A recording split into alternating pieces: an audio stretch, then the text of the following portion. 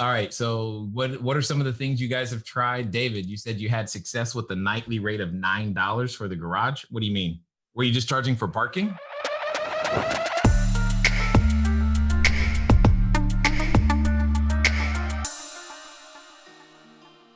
I've got driveway parking in front of the unit. Yes. And if my guests are traveling with two vehicles, they'll ask, and I'll say the second vehicle's got to be parked outside the complex with an option of renting the garage at the unit for $9 a night. So I throw out the option. They can park the second vehicle outside the complex, which is a requirement, or pay $9 a night for the garage. And 9 times out of 10. What has been the take rate on that? I can imagine, because this is a townhome, right? Yes. I can imagine that's almost everybody who brings a second car. I can't imagine them saying, no, I'll walk. Correct. Good one. I like that. Yeah. And a lot of times folks are coming into town and they've only got one car, but they're planning on having family visit. And so I'll let them know your family needs to park the second car outside. But to make it easier for them, you can park in the garage $9 a night and your family can park in the driveway. So it's really the complex's parking rules that are driving my push. Yeah, but it doesn't cost you any more money. No, not at all. Good one. Yeah, so it's kind of an easy take, really. Yeah, that's what I was thinking. I'm like, hold on, that seems like everybody would do that. So I love it. Good stuff. Have you got, okay, please tell me how many more units are you pulling up right now? 0 at this moment. Okay, so is that like later today? It'll be 2? Yeah, hopefully by the end of the week, I'll find out when I can sign for number 4. Number 4, okay, excellent. Number 4, Gotta keep it moving. We offered birthday packages and anniversary packages. Haven't been consistent in marketing, but a guest will randomly ask and we'll put it together.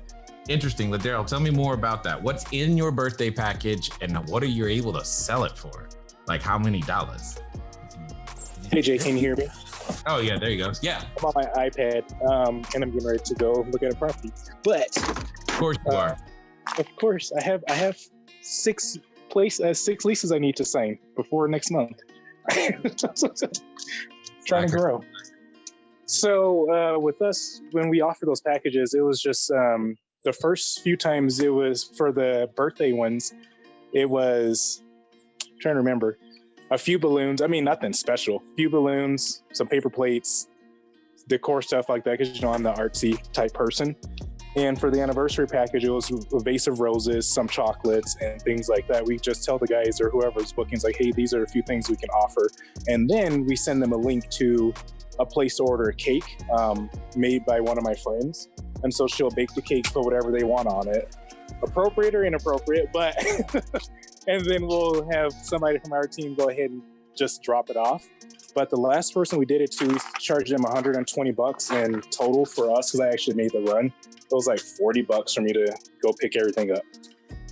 45. Wait. Did you say what? I charged him $125 and it cost me like $40 to go and pick everything up. Okay, gangster. Costco sells roses. Good God. You took the words markup to heart. Okay. I'm all over that.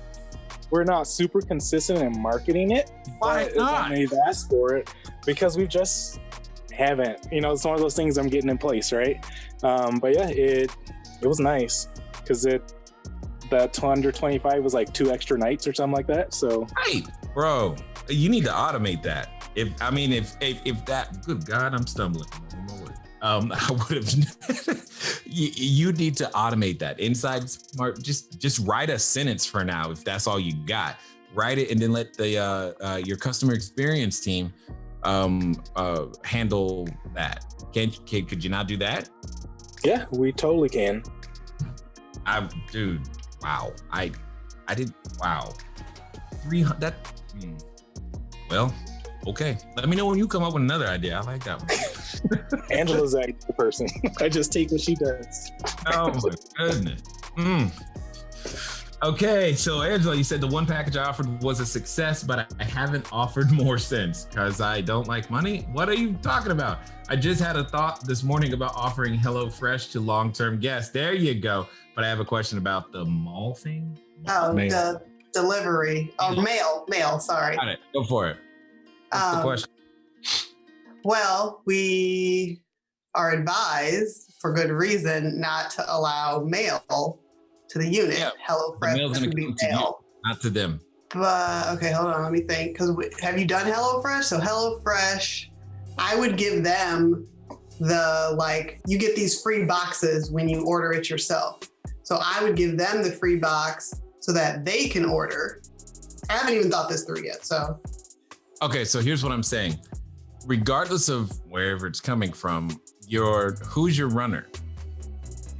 well, right now I don't have anyone. I'm the runner. Oh, you're right.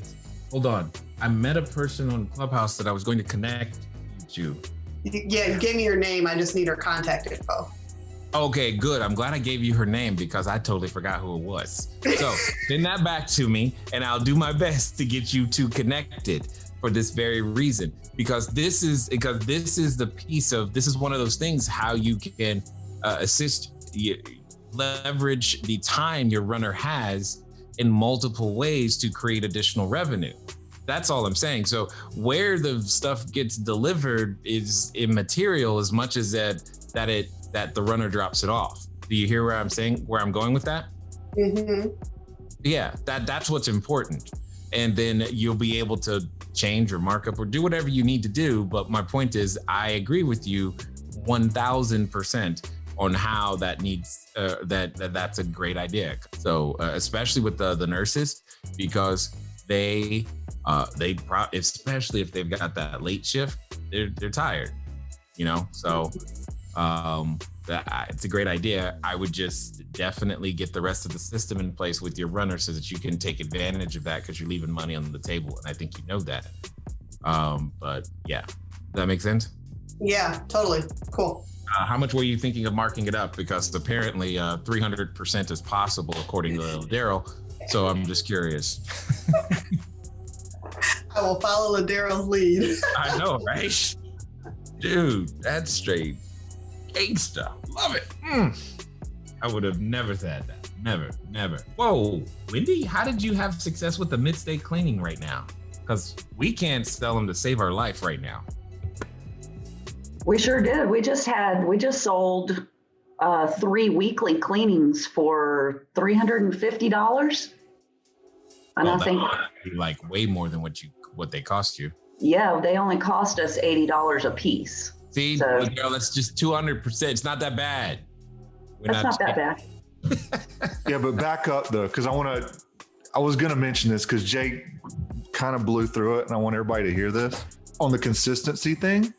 Oh yeah, right. So we're currently training one of our who's going to be kind of we're building our customer experience team.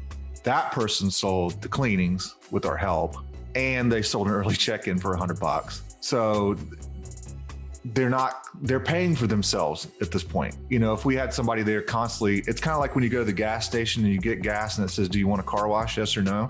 You got to ask every time. And it's that consistency. And so on the early check-ins, we have that automated, but like all those other things, maybe not. And so that's where like Wishbox and those other things come into contact, and then coordinating all that other stuff. And you got to have somebody to do it.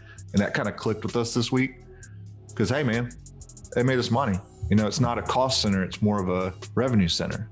Correct. When you look at it that way. Remember, your access control and security system, that should be a revenue center. Yes, you're paying money, but it should become a revenue center. Over time, your utilities should become break even at worst, make money at best. And then what he's talking about here with the customer experience team, same thing. That all of those things should pay for themselves. And this is back to when I've always said that the accommodation rate is the least profitable part of the business. This is what I've been talking about. When you have the consistent or automated marketing on, in Daryl's case, a birthday package. Sorry, I am not letting that go because that's just, wow, was not expecting that. But just think about that. Like if you're doing 100 reservations on a monthly basis and just, I don't know, 10% of them take that. Who knows how many, I mean, how whose birthday it is, but just think about it. If we're at 10% take rate on 100 reservations, and that's an extra, was that $800 on a monthly basis? That begins to add up. I mean, $800 is more, that's almost enough for 2 VAs. 2. That's crazy, right? And it was just at a 10% take rate. So it's not like it doesn't take much for it to begin to make a measurable, sizable difference with the rest of it. And I know sometimes it can feel like, well, it only happens every once in a while, but that every once in a while, when automated, adds up fast. That is what I am trying to drive home here. I don't know, because again, you're going to keep hearing this message all year. Frequency and margin, because we just don't know how the rest of this whole distribution, we just don't know how the rest of it's going to go. That's all I'm trying to communicate here. And this is something that's going to help you anyway, so that as the compression begins to occur, big things happen. All right, so that's good.